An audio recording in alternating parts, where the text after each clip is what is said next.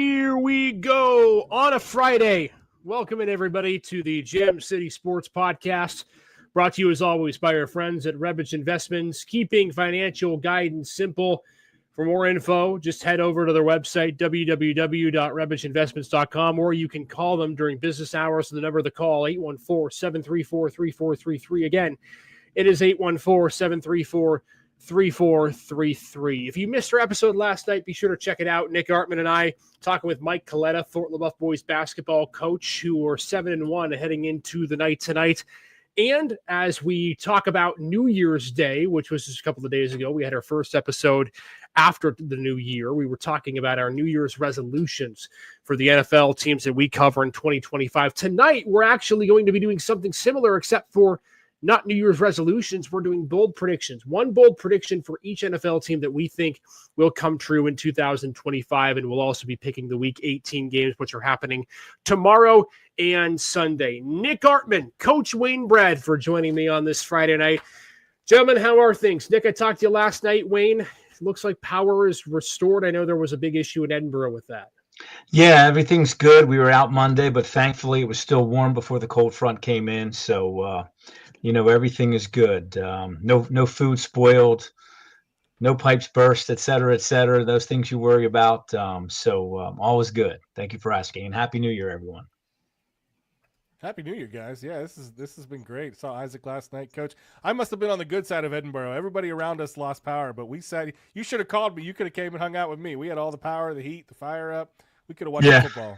I have a fireplace, but I'm too lazy to get the wood and all that anyway. So, I could have existed, but, First world problems. That's right. I'll tell you what, one of the hardest things to do is start a fire. Like, I don't know. You guys look at me. I'm not really I'm not very good at the whole outdoorsy sort of thing. It's very, very difficult in my view to start a fire, especially in the winter. Wood's always wet. The lighter doesn't always work. You don't have enough newspaper because the newspaper really isn't much of a thing anymore, at least the hard copy. And I don't know. It's hard. It's really hard to, Takes a lot of patience. Yeah. Listen, guys, I'll send you the Amazon link. I buy these fire starters. You throw this little square underneath the log, light it, and walk away. It's beautiful. That's the only way I start a fire. I'm Good call. Scout here. Good call. Hey, as we roll through our show tonight, by the way, make sure to comment, like, subscribe, give us your picks for Week 18. We got a couple of games happening tomorrow. In fact, two of the teams that we follow with games tomorrow night. So we'll start with the Saturday games, and we'll set the scene with this. I'll go to you, Coach, on this first. We were talking last night, Nick and I, just about some New Year's resolutions and the concern for the Pittsburgh Steelers as we get ready for Saturday. And I think we all assume that the Ravens are likely going to win the AFC North. But when you look at the way that Pittsburgh specifically has played the last 3 weeks, we said last night, it just doesn't seem to me like they have the offensive firepower to play with these really, really good teams. How concerned would you be for Pittsburgh going into the playoffs? Again, no guarantee that they're going to be the 5 seed, but likely starting on the road. What's the concern in your mind for Pittsburgh based on the last 3 games and what you watched? Turnover margin and giving the ball away. Russell making some red zone issues and errors that he doesn't make. He's been very good in his career, not turning the ball over in the red zone. So throwing interceptions in the red zone, killing drives is certainly a concern. And that's compounded by only having really one go-to guy in Pickens, right? So if you don't have a bevy of wide receivers to go to and you're locked on one guy, forcing it in there, that kind of is a catalyst for turnovers. Yep. Two, I would say this. Historically, in the NFL playoff time, there's much less scoring. People play it closer to the vest, great defense, special teams. You don't see a lot of high-scoring playoff games. So I think, if they play from ahead, run the football, get ahead, that's the way the Steelers are built. We've talked about that all year. They don't – same thing with I think the Baltimore Ravens. Either one of those teams go down 10-0 or by 10 early, it's very difficult for them to win that game. They get up by 10, the probability goes way up. So I think those are critical issues. Nick, we were talking last night too, because you mentioned the concern with the defense and how your resolution was, okay, they need to find consistent defense. And I think there's a really good point about this. I talk about the offense and my concern with them, and I think rightfully so, but we've looked in the last 3 weeks, and, Wayne kind of mentioned this a little bit earlier in the season as a point of concern. It doesn't seem to me like they have a good fundamental set about the passing game. They're not really sure how to cover receivers. We saw Baltimore expose them a couple of weeks ago in that, even though Derrick Henry had the great game, Lamar didn't have to do much and found the open guy. Then you look last week and Patrick Mahomes made Travis Kelce look like a 24-year-old. I'm worried about Pittsburgh's defense in the sole fact that they're going to have to face a star quarterback no matter what, right? Whether it's Lamar if they drop to the 6, whether it's C.J. Stroud if they're the 5, Justin Herbert if they somehow win the division. And I don't know if this secondary is good enough at this point right now. What say you? No, I agree. It's like, like I said last night, we need to see more consistency, specifically or especially on the passing defense. Their defense is great. I'm not saying they're a bad defense. They're 11th overall in the NFL right now, 7 against the rush, but they're 23rd against the pass. Now, a lot of that has been because Joey Porter Jr. has been injured the last couple games, and they've played some pretty high-powered offenses. I get that, and he sounds like he's coming back healthy. Rumblings like we talked about last night, Minkah may be an issue in the locker room and on the field. I don't know. Nobody's really saying who it is, as they shouldn't, but he's also been really quiet, and he's not really a quiet kind of guy in the media. He's a guy that you need to step up. So if they have any chance in this game against Cincinnati, let alone the playoffs, yeah, that pass defense has to step up. And even if it's not the pass defense, okay, well, you got to start getting some pressure. We talk about the powerhouse that they have in T.J. Watt and Highsmith and Herbig and Cam Hayward, amazing defensive players. But Watt has failed to get a sack in 3 of the last 4 games, which again have been high-powered offenses. So if you can't rush the quarterback, whether it's Joe Burrow this weekend or anybody in the playoffs, yeah, that pass defense is going to have a really tough time in the playoffs. I just don't think they can keep up with the likes of Baltimore or Kansas City, Buffalo. It's going to be hard for them to go make a deep run. Wayne, as we look into this game now against Cincinnati, and of course it may or may not matter division-wise when the Ravens and the Browns end, and we'll get to those picks in a second. But let's look at this matchup and what you think may transpire from it. Cincinnati needs a win to stay alive in the postseason. Joe Burrow's having himself an MVP caliber season. Is it possible the Steelers can stop the bleeding here? And what do you think Cincinnati presents in terms of a challenge for Pittsburgh coming up tomorrow night?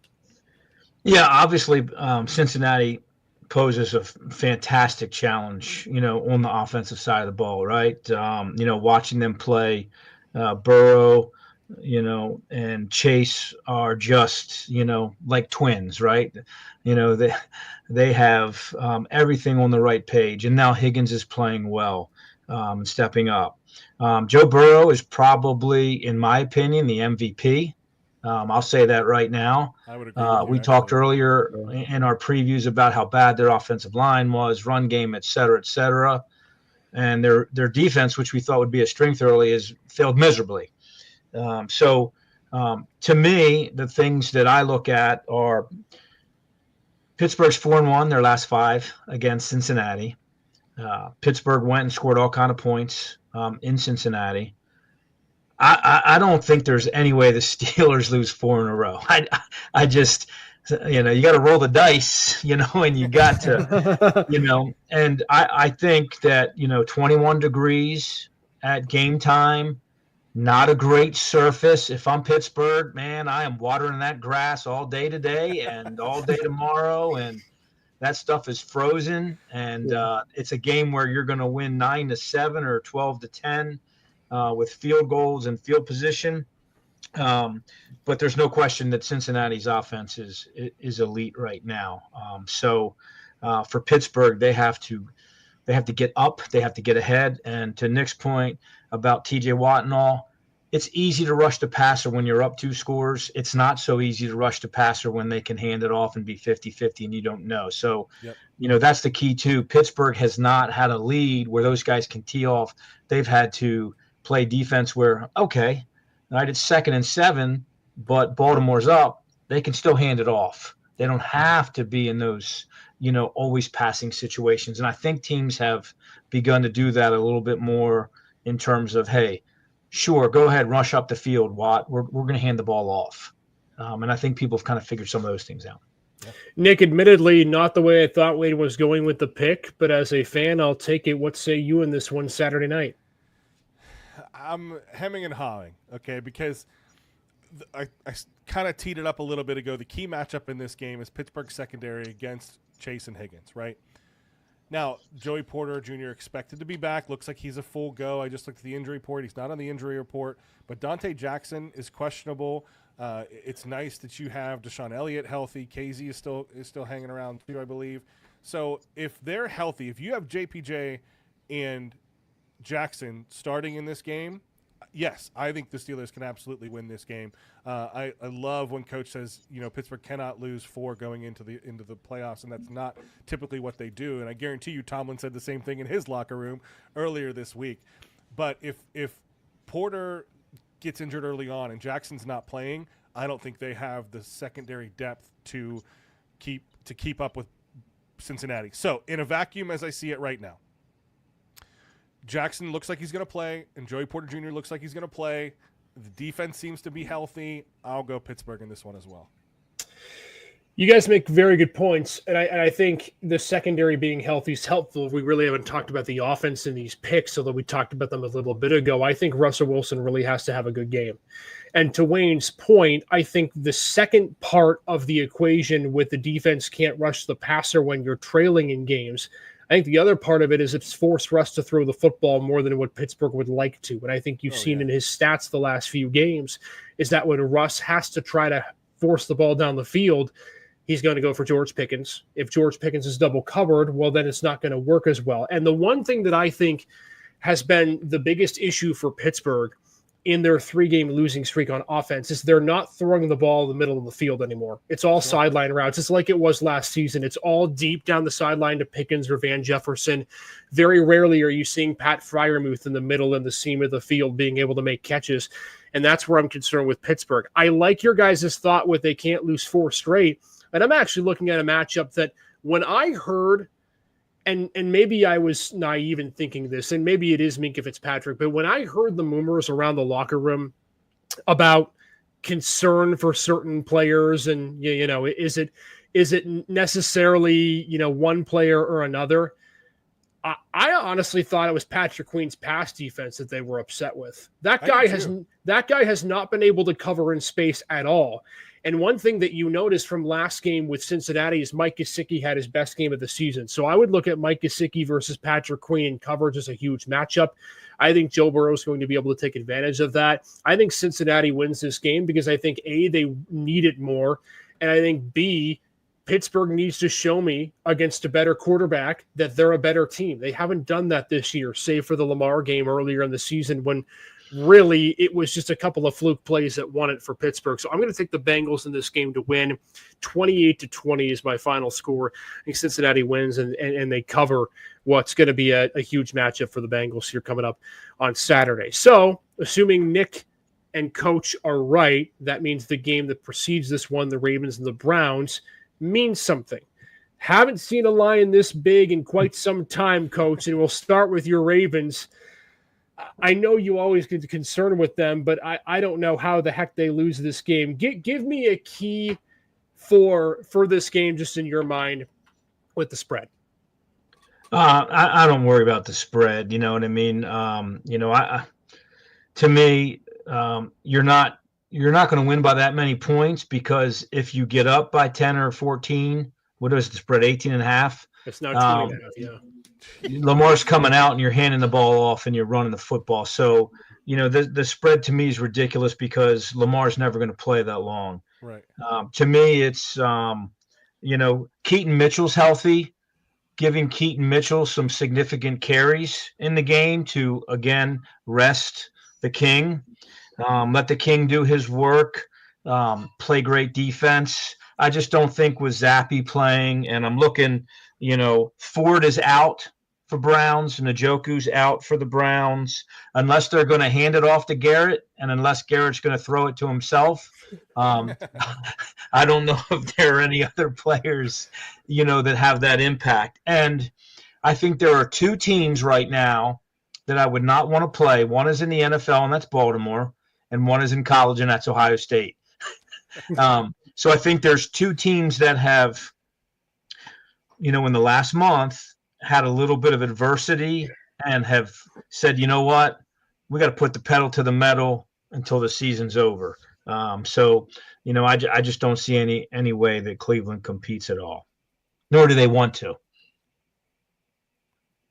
No, I wish I could find some sliver of hope for Cleveland. I can't find it. The reason they were able to win the first game, they still had a little bit of hope, and the Ravens secondary had been playing pretty poorly at that time. They've improved a ton over the last several weeks and continue to get better. They're now sixth in the NFL as a passing defense, the number one overall defense. And like Coach said, Denzel Ward out, David Njoku out, Ford out, Jordan Hicks out, Pierre Strong out. I mean, who's playing this game? They might have to call people up from Ohio State to come play this game. So I cannot find any reason that Cleveland wants to win this game or will win this game. Just like Coach, I'm going Baltimore. As much as I would love to see Pittsburgh get the AFC North, I don't see a pathway for it to happen. You all might remember twice on this show when we have asked, is anybody picking the Browns to upset Team X? I have raised my hand twice. No, not today. Not tonight. I had the drop queued up and ready for you. I'm not that dumb. Look, I think Wayne made a point earlier in the show about Joe Burrow being MVP. Look, if not for recency bias, Lamar Jackson right now to me is the MVP. I mean, this guy can do it all. 39 touchdowns. It's tied for second in the league. He's first in QBR. He is the one quarterback in this league. And Josh Allen can do it to a different extent, but more so because he can bowl over people. I don't know how you guard him. And to me, the one team that was capable of guarding him in Pittsburgh, Wayne talked about this after the first game, is the one team not scared of Lamar. Well, it didn't really show when these two teams played the last time. So I think the Ravens are going to win. They're going to win big. I think Lamar's kind of out on a prove-it campaign to win his second straight MVP. And look, if you're the Ravens, Wayne made a good point. No one wants to play you. And I know Cleveland doesn't really have anybody that they're playing, but what better to go into the playoffs than to win by 28 or 30 points and really put the foot down? Because when you look at the postseason, their two opponents are going to be two tough opponents. You're either going to get Pittsburgh in the first round in a third division rematch, or you're going to get the Chargers. And those are not pushover games by any means. Baltimore will be favored in both games. But, I mean, you have to take into consideration, to your point, Wayne, it's the playoffs. Games are not as high scoring. And so you want to be able to have as good of a game as you possibly can going into the postseason. So those are the Saturday games. The Sunday game, we're not going to pick the Bills and Patriots only because there are just so many players out for Buffalo. But we'll go around the horn here, and I'll start with you on this, Nick. For the Buffalo Bills, what is the one thing that you think that they need to shore up heading into the postseason? Gosh, I mean, you're talking about a team that's playing well on all phases. I think, if anything, get healthy. I mean, Terrell Bernard's already been ruled out for this game. Damar Hamlin's only playing, will only play if he's fully cleared. So I just think that's what they need to look at this game. They've already shored up the number 2 spot in the AFC. Just get healthy and sit back and watch Drake May play some really good football. Wayne, what do you think? Their rush defense, right? It's going to come down to their front four. We know their front four can rush the passer. But they struggle with teams that want to bully them. So Baltimore bullied them, right? I don't think they want to get into, a fist fight in a phone booth.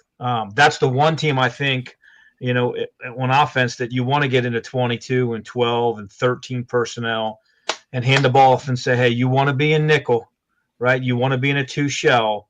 We're going to beat your brains out, and that does 2 things. That kills your will, and that keeps Josh Allen off the field. So if I'm playing Buffalo, I'm running in as much as I can. I'm getting in big personnel groupings. I'm running trap and wham and those particular things. And I'm forcing them to get into one high and to get another guy down and then take my shots and keep Josh Allen off the field. You talk about Keaton Mitchell, Wayne, and how he could be a big factor for the Ravens and getting him touches. I think Ray Davis and I think Ty Johnson need to get the ball a lot for the Bills in this game, have that running back depth, give them a chance to, in the postseason, get some meaningful carries against the Patriots team that's also trying to get a top pick, if not the top pick in the draft, sitting into Week 18. So those are the games coming up on Sunday. We are going to get to our New Year's bold predictions in just a second. Before we do, though, our show, of course, is always sponsored by Rebich Investments, keeping financial guidance simple. For more info, just head to their website, www.rebichinvestments.com, or you can simply click on their website and then call their number, 814-734-3433. All right. By the way, if you're the Buffalo Bills, probably the biggest rooting interest that you have on this weekend is Pittsburgh, because you'd like Pittsburgh to beat Cincinnati, because Buffalo wants no part of Cincinnati being in the playoffs in round one. Nobody wants Cincinnati. I don't want Cincinnati in the playoffs. Nobody does. Nobody does. No one would like them, especially me, because then I'd only be one game off of what I predicted their win-loss record to be. Anyway, we move on. Good chance to have a fun segment tonight. Last night we did our New Year's resolutions for our NFL teams. Tonight, with it being the third day of 2025, we're giving our bold predictions for each NFL team this year. Now, that means it could be a bold prediction for the rest of this season. It means it could be a bold prediction for next season. Anything that is possible to happen in 2025 is on the table for these three teams. So we will start, as we did last night, with the team that needs the most help, and the Cleveland Browns, whose season will come to an end tomorrow evening. Wayne, we'll start with you. Your bold prediction for the Cleveland Browns in 2025. All right, you guys are going to love it, okay? All right, here we go. Might take a few minutes, okay? Oh, okay. It's a multi-pronged, okay? You have the scroll ready. Yes. So number one, they hit the lottery, all right? Everybody but them win this weekend, and they get the number one draft pick. Okay, so with the number one draft pick, the phone rings and it's Jerry Jones. And Jerry Jones says, hey, I want the number one draft pick. So the Cleveland Browns trade the number one draft pick and Myles Garrett, who's a Texas native, to Dallas for Dak Prescott and CeeDee Lamb. And with the number 1 and number 13 pick, Dallas takes both Travis Hunter and Shedeur Sanders.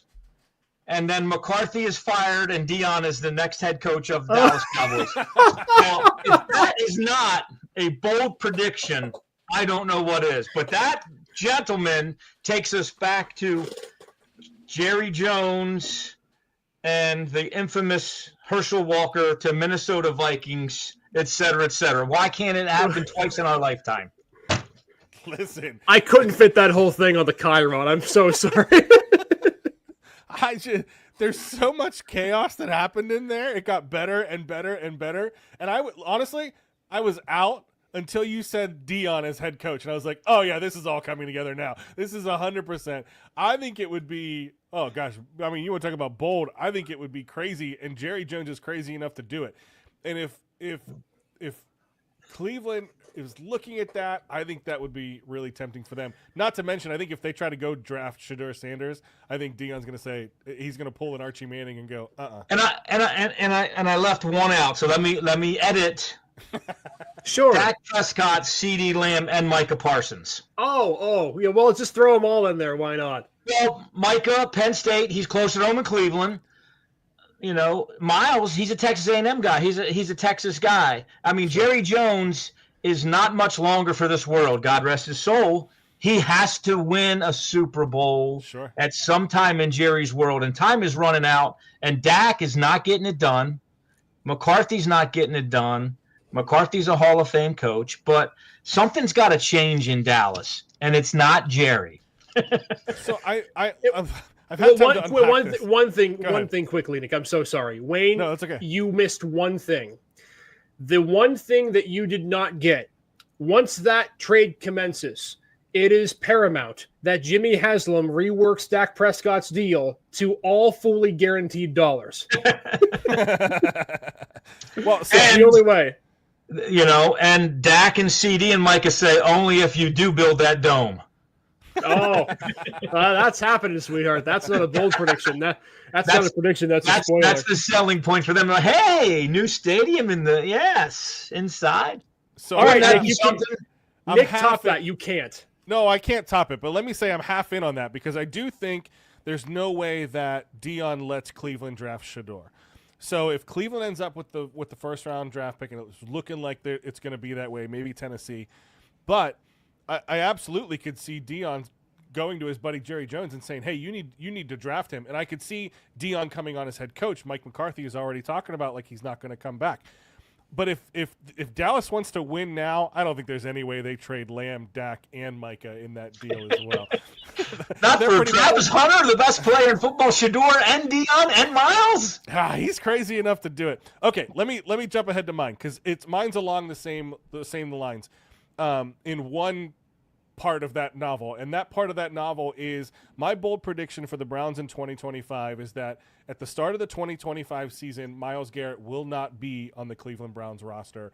I think Cleveland doesn't have a plan, right? Other than they're bringing back Deshaun Watson because they have to, and Garrett has already talked about what he wants to see the blueprint. What is the team's future plans for this? Because he is not in a place in his career where he is ready to rebuild. What is this, his third or fourth year now with 14 sacks? He's not looking to sit on a rebuild team. He wants to get on a contender. So Cleveland on the other side of this, they need to get past this idea that they're a contender because Watson's not it. They have to eat the contract with Deshaun Watson. I think they're going to end up starting him next year again, but you don't have, because of that, and we talked about this last night, with that contract, you don't have the money to go out and field that team. So I think Garrett's maybe unhappiness with the team and what the future plans are, lack of future plans, plus, Father Time creeping up behind him.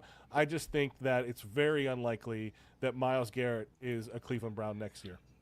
Now, the point of this was bold predictions, Nick, and I'm a little disappointed because I don't think that's very bold. And it's a great segue, though. And he goes to no, I'm just kidding. Jerry trades AT&T Stadium so that Jimmy Haslam doesn't have to build a dome. It's actually a great segue because my prediction also involves Myles Garrett not being on the Browns, although it didn't fit in the lower third. So I will preface it with this. Cleveland needs to rebuild. Oh, how the turn have tabled since 2020 when they went into Pittsburgh and won on a crazy night with Baker Mayfield. I think Myles Garrett will indeed not be in a Brown uniform to start 2025, and I don't think the Browns will have the number 1 pick. I think they'll stay right where they are with number 3. It is a perfect spot to get a guy. Wayne talked about, okay, Micah Parsons wants to be closer to home after wearing the sticks for Penn State. How about the Browns just drafting the guy who currently wears the sticks for Penn State now? Cleveland, with the number 3 pick, is going to draft Abdul Carter, and then, because I don't think Nick Chubb is going to be a running back much longer in the NFL because of his health, Cleveland's going to trade up in the first or second round to get Ashton Genty. I think they're going to try to find their running back in the late first, early second round. They get him as a rookie. He's a small, powerful back. We know how well he has played in his career with the Browns. And who else better than Abdul Carter, the guy who might be the best edge rusher, linebacker, whatever he plays these days in Penn State lore, not named Micah Parsons. Perfect number 3 pick. He's your replacement to Garrett. You solve a lot of your salary cap issues because you get younger, you get less expensive on the defensive end. And I think for the Browns, you get a couple of players who are hard-nosed, hard grindstone players who you can rely on for the next couple of years. And I think this is the time for Cleveland to upgrade by getting younger, and those 2 players to me are upgrades. So wait a second. You're going to jump on me about my hot take, and yours was cooler than mine was. That's not sure what you're talking about. Abdul Carter absolutely is on the top of everybody's draft boards for Cleveland. It makes too much sense. They don't need to really plan on the offense. I love the Genty move to Cleveland. I think Scat he'll end up a Brown this year or coming up, because I think that, go back to Coach Bradford, I think it's actually Jerry Jones that trades up for Genty. He might just sell the farm for Genty because he wants that Emmitt Smith style running back. I think it's more likely that they draft Abdul Carter in the 3rd than it is for Myles Garrett to leave. That's what I'm saying. That's why I said yours is cooler than mine. All right. Well, I don't know. I went with a two-pronged approach. So. I like it. I'm not jumping on you because I don't like it. I think it's a great play for the Browns. Okay. All right. Well, let's go ahead and flip the script here from a team that is nowhere near the playoffs to a team that is 1 seed away from being the top seed. How about the Buffalo Bills? We'll go to the Buffalo Bills next for our bold predictions of 2025. And again, keep in mind, this can be for this or next season. And Nick Artman, you get the honors to start this one off for the Buffalo Bills. A lot of ways you can go with this. Give me your bold prediction for 2025 for Buffalo. See, I think for me, when I look at Buffalo and I go, I'm looking at next year when I think of Buffalo, and I think, okay, they just won their first World Series. I told you I was rusty. They just won their first Super Bowl, so they're coming down off the high. How do you follow that up in year 2? And I think, okay, they need to probably find an offensive coordinator because I think Brady has a pretty good shot at getting a head coaching job, but there's not really a whole lot of hot takes to pull from there. I think that the Buffalo Bills will end up signing Davante Adams in the offseason.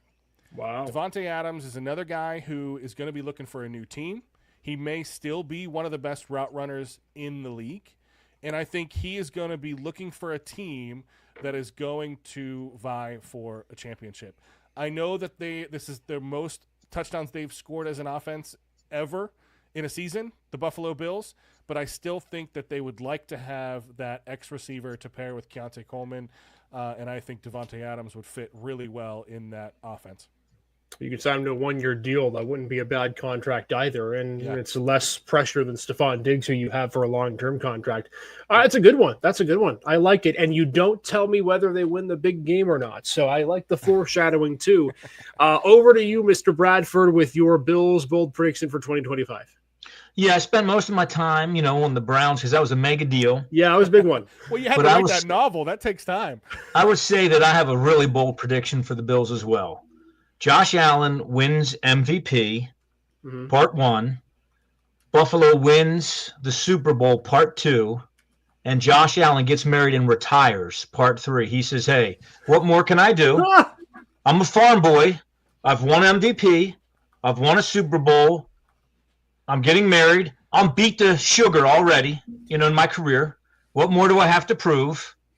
I'm a blue-collar country guy. I'm going to walk away from the game on top, and I'm going to sail into the sunset and ride horses and feed cattle. So my big question is this. There have been a lot of NFL players that have had great, incredible years, right? Like between football playing and non-playing. Would that be the greatest individual year by a player in NFL history? On the field, off the field? I mean, where do you go? You can't go up from there, can you? I mean, he doesn't seem like a guy to me that has to stick around and play for 12 or 14 years. Yeah. And I think this too. He physically, he's had some really real scares recently, right?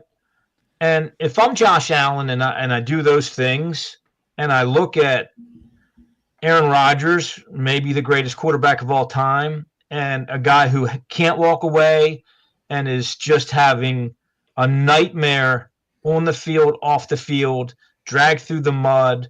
I mean, is that how you want to be remembered? Because that's how we're remembering, or at least this generation is remembering Aaron Rodgers now. They're not remembering the guy, that was brilliant. They're remembering this guy who, he's got some real quirks. He's a very intelligent guy, but man, he has really torn his legacy apart, in my opinion. Yeah, you're right. And the phrase, of course, you either die your hero, live long enough to be a villain. And I think, for Josh Allen, loved by everyone right now, but the more you keep getting beat up, to your point, Wayne, quarterbacks, I just don't know at this point are built long enough, and the way the game's played, built long enough to last until they're 40. So it's a good take for, I think, Bills fans. Poll question, by the way, we'll put that out maybe for Saturday. If you're a Bills fan, are you okay with winning a Super Bowl so long as it comes with the price of Josh Allen immediately retiring? If we were to tell you that the Lombardi Trophy gets hoisted in New Orleans by Buffalo in February, but then Josh goes and leaves forever, would you take the trade-off? That's a really How good many point. Super Bowls have we played? 58, 59? This will be 59. Has Buffalo won one? I'm not. I think you would trade anything for the Lombardi Trophy. I don't think you'd be wrong, but I think we'll hopefully leave it to the people to decide. So here's my bold prediction. Go ahead, Wayne. No, let me put a bow on this. So, because on May 21st, 1996, I'm sorry, that's when he was born. On May 21st, Allen turns 29 years old. Now, if we'd have had this, Andrew Luck, formerly of the Indianapolis Colts, retired at age 29. So you go back to the end of that 2018 season. And if we'd have had this same conversation and Coach Bradford said, Andrew Luck retires before the start of next season, we would have all laughed at him just like, we might be right now thinking about Josh Allen. But then he went and retired. Same kind of idea. Great quarterback, really banged up, had that bad neck injury, really kind of, fell into a hole and found some better things in life. He's doing great now. But, I would have never thought of that one. But I don't know. That might be a little more realistic than I think anybody wants it to be. Yeah, especially if he wins the whole thing. Yeah, why not? I mean, you've got the greatest year of your life for sure. So I'll put a bow on the Bills' bold prediction for 2025. And if you've watched this show long enough, I've actually made this prediction before. I will reiterate the prediction, though. It is the prediction of how I have thought the Bills season would end. And I said this at the beginning of the year, and I think there's no better time to explain this. So I think if Josh Allen wins a Super Bowl, certainly he could retire. Only problem is there's a team that they're used to playing in the playoffs that they're going to probably have to play again in the AFC Championship. And we know, of course, that team is the Kansas City Chiefs. Now, I think Buffalo's got a better roster. I think they have a better quarterback currently. I think really the only place that they're not better at is the coaching and maybe the front seven, but who knows? I think we're going to get an overtime game in Arrowhead in the AFC Championship game. Here's the good news for Buffalo. They're going to win the coin toss. They're going to get the football first. And Josh Allen's going to drive down the field. They're going to get inside the 10. It's going to look all well and good. He's going to have a couple of guys potentially open to the back of the end zone, but Chris Jones is going to get there just in time. The throw is going to get away, and the Bills get a field goal to start the overtime period. That's okay. No problem. The defense is going to make a stop this time. They're going to make a stop this time. Only one problem. The Kansas City Chiefs have a guy on their roster who was essentially gifted to them by the Buffalo Bills in the 2024 NFL Draft. If you remember, Buffalo traded out from the 28th pick, and they traded it to Kansas City so Kansas City could get the guy that they wanted to be a weapon for Patrick Mahomes, and that man was Xavier Worthy. And on the very first play of overtime, when the Chiefs get the ball down by 3, the Buffalo Bills season will end again to the Chiefs on an Xavier Worthy walk-off 75-yard touchdown catch in overtime. It's poetic justice. There's no other way to be able to describe it. The team that traded away a pick to give it to Kansas City uses that receiver to torch him again. It's just the only way. I'm sorry. Until they get it done, I can't trust them. And I said this at the beginning of the year. It was my bold prediction for the Bills end of the season. I'm sticking with it. Bills fans, I love you, but that would be kind of funny. I thought your bold prediction was going to be Buffalo wins the toss in overtime, and McDermott sends Allen back to receive the kickoff, and he just takes care of it himself. That honestly might be the smart play. That might be the smart play. I don't think that would be a bad way to play it. Okay, that's how he breaks his neck and retires. Those were some good ones for the Buffalo Bills. Let's end with the Pittsburgh Steelers because I think this one could be the most fun. Wayne Bradford, you get the floor with this for the Pittsburgh Steelers. Bold prediction for 2025. Bold prediction for 2025. Mike Tomlin walks away on his own. Mike Tomlin, is tired of hearing all the negativity around himself. Pittsburgh's getting old in the tooth, right? That roster has to get younger. That's something we haven't talked about. A Cam Hayward, a J.J. Watt, all the miles on his body, a Russell Wilson, just their core, right? So Tomlin says, hey, man, there's going to be a lot of jobs open. I'm going to go south. I'm going to be courted by some other teams. And the Rooneys don't make that call. This is definitely Tomlin on his own. But what more can I accomplish at Pittsburgh? I'm walking away and I'm going somewhere else. Where that is, I don't know, but that's my bold prediction. Well, I think if you put it in that light and Tomlin walks away, it doesn't look bad on the Rooneys. Maybe that's just the way that it has to work out. His kids are getting older now. They're committing and stuff. I think the colleges, not a bad pick. Wayne might hit on all three of these, to be quite honest with you. Kind of like when Arians retired. Yeah. Or Leslie Frazier stepped away from Buffalo for a year. It's again, you look at the way the season started for Pittsburgh, it was looking great. They've lost 3 straight. Did they lose another playoff game in 8 straight years without a playoff win? Yeah. I mean, why wouldn't you want to do something else? All right, Nick. Yeah. Wrap it up with Pittsburgh. Mine's kind of in the same lens, and I don't blame Coach for that because it's not even just the fans that beat up Tomlin, it's the media as well, or just all over the guy. My bold prediction for the Steelers in the 2025 season is they will have their first losing season. Mike Tomlin will have his first losing season next year. You talk about the aging players. Okay, that's gonna ding them there, especially on defense. We talked about last night how they need to spend more on offense. That was Isaac's resolution. Spoiler alert if you didn't go back and watch. They need to spend more money on the offense. Well, you're going to have to because Russ is out this year. If they're one and done in the playoffs, do you really bring Russ? I don't really think there's a chance Russ comes back next year at all. If you try to bring back Justin Fields, does he want to come back because of the way that he kind of was given the reins and then pulled back? And outside of that, you have Sam Darnold in the pool. Okay, I think Minnesota's going to do everything they can to re-sign Sam Darnold for next year. Give J.J. McCarthy another couple years to sit behind him, a la Jordan Love. And outside of that, there's really nobody in the free agency pool that's there. However, whoever you bring in, because they're going to pick late enough that they're not going to be able to pick a great quarterback. So that leaves you guys like Zach Wilson. Tannehill is still kind of out there. Do you go for a guy like Aaron Rodgers? Derek Carr may end up on the chopping block. Either way, you're still going to have to pay those guys. Pickens is going to need a lot more money at some point. You're going to let Najee Harris go, but are you going to be okay with just Jaylen Warren? So they don't have the money because of the aging players who are weighting them down. Cam Hayward, TJ Watt, Minkah Fitzpatrick. I just think between the age and not being able to buy an offense, not to mention that Arthur Smith isn't going to change his offensive philosophy next year, and everybody's already figured it out. I think all of that kind of perfect storms its way into Tomlin's first losing season in Pittsburgh. You know, Nick, you had mentioned what my bold prediction was going to be. I was originally going to say that Pittsburgh would spend $50+ million for Sam Darnold in free agency, but I do think the Vikings will keep him. Whether they trade J.J. McCarthy, I don't know. So I went the other way.